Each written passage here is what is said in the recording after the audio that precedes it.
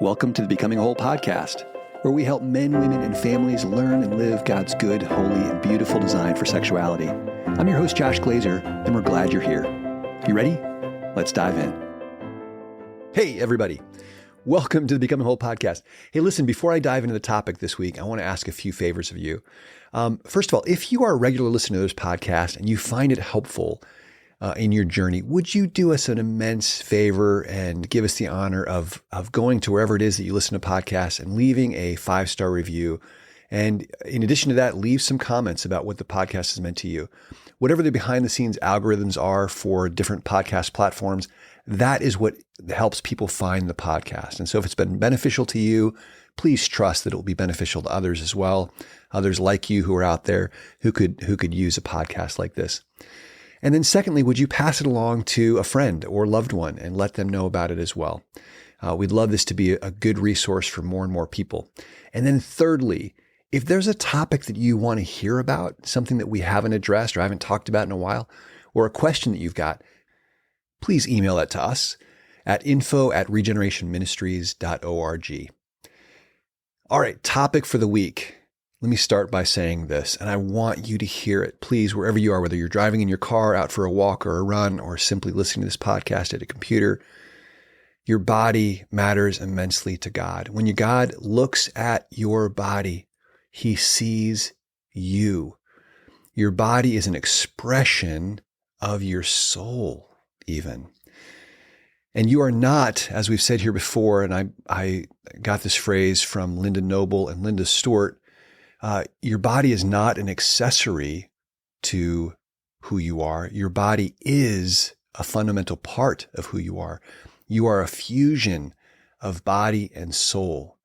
You are a fusion of body and soul. This is at the core of what Christianity believes about human anthropology, that human beings are not bodies who have a spirit inside of them, and human beings are not spirits that are encased in a body, but rather human beings are spirit and body together.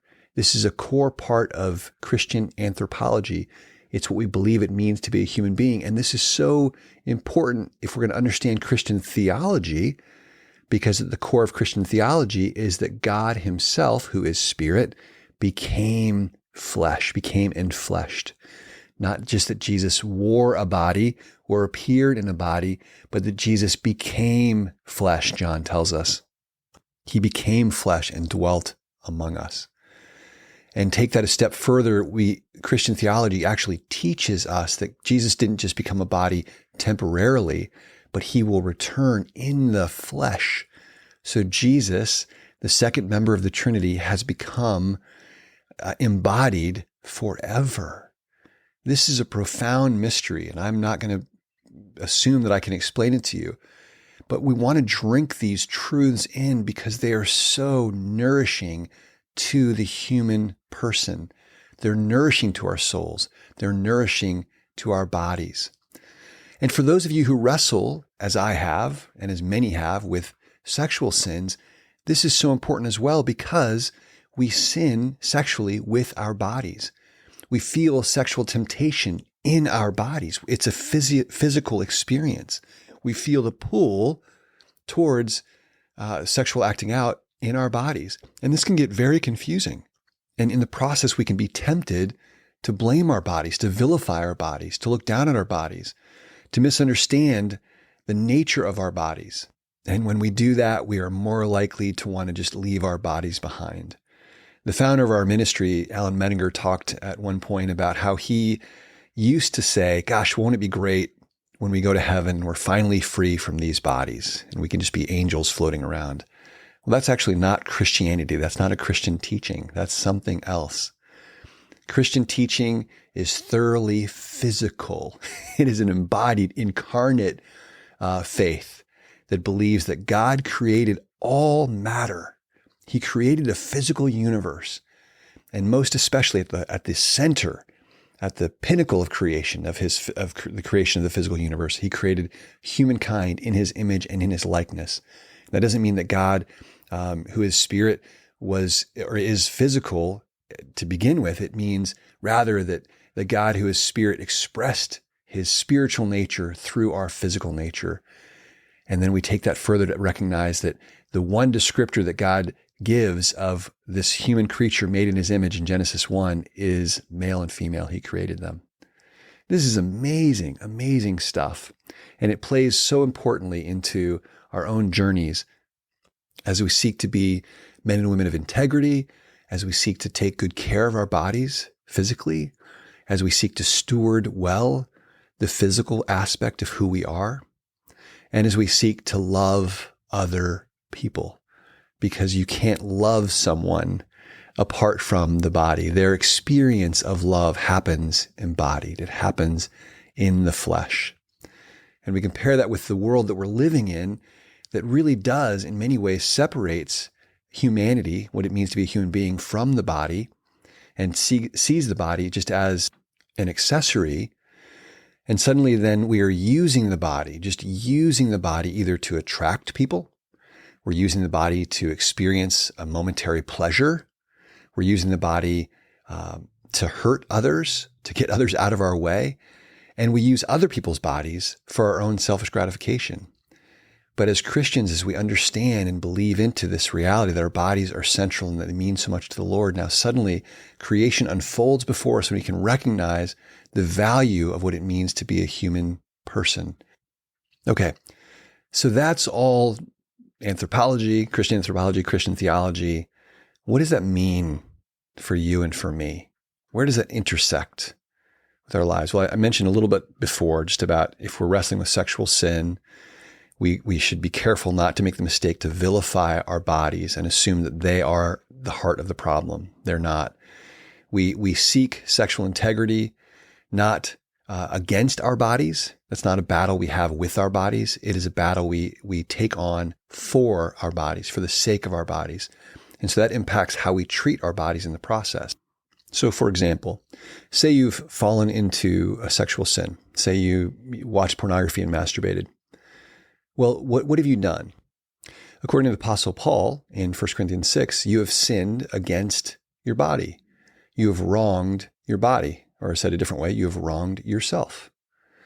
And yes, you've wronged somebody else's body. You've wronged them, that other person. Even though they weren't present, you've wronged them or multiple people. And so how do you want to respond? By beating your body up?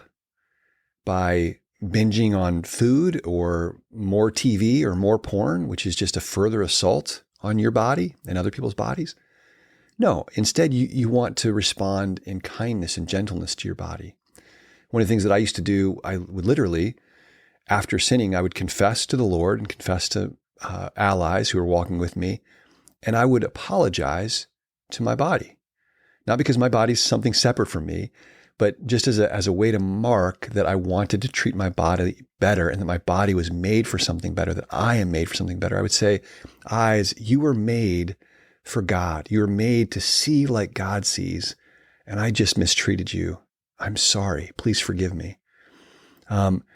Feet, you were made to pursue God and to move towards others in love, and yet I used you to walk toward my computer or to walk towards that adult bookstore or to carry me somewhere that I really shouldn't have been.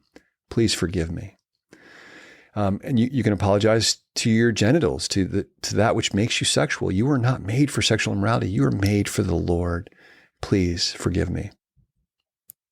So that was what you might do after falling to sin. What about when you're tempted?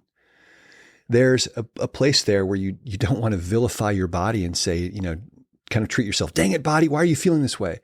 But rather, we want to be like a loving parent with ourselves in that moment and say, look, I know that my body right now is feeling physical arousal, but my body, I am made for the Lord. I am made for love, not for lust. I am made for the Lord, and I am going to pursue God with my body. We also want to consider, what is my body really looking for? What am I really looking for right now? One example of a friend of mine, old mentor of mine, was counseling a guy who wrestled with going to receive sexual massages. That was a part of his acting out. And my mentor asked him one day, he said, as they were kind of unpacking what he was looking for, he said, I'm looking for comfort. I'm looking for touch. I'm looking for someone to take care of me. And my mentor said, well, have you ever thought about getting just a legitimate massage, a non-sexual legitimate massage? And the guy just kind of burst out in laughter. He said, I've never considered that. In other words, another way of understanding what happened there, he was treating his body as an enemy. He was treating his body as something that was evil and sinful. And so as his body was craving touch, he was taking it to a sinful place to meet that legitimate need.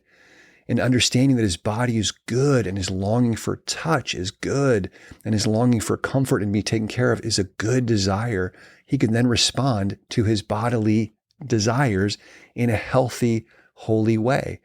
And for you, it may not be going to get a legitimate massage, but for him, it may have been. For you, it might be finding a friend who can give you a hug, talking to your spouse. If you're single, taking seriously the reality that you too are made for physical touch. And so who in your life are people who are healthy in their physical affection?